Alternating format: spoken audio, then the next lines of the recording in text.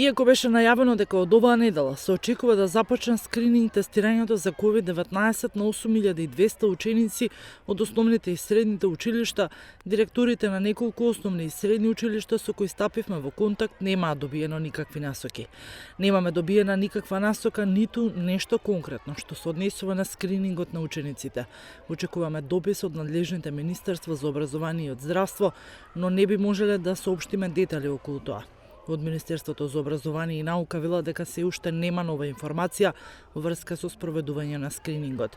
Министерството за образование е во координација со Министерството за здравство, кое е надлежно за координација на овој процес.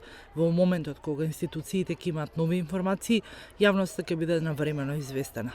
Од Министерството за здравство пак велат дека се работи на креирање примероци во училиштата, како и прибирање на согласности од родителите, односно старателите за тестирање на децата.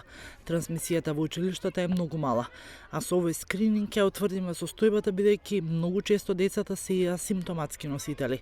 Во скринингот се опфатени 8200 ученици, а ќе бидат тестирани со брзи антигенски тестови. Во моментов се работи на креирање примероци во училиштата, како и прибирање на согласности од родителите.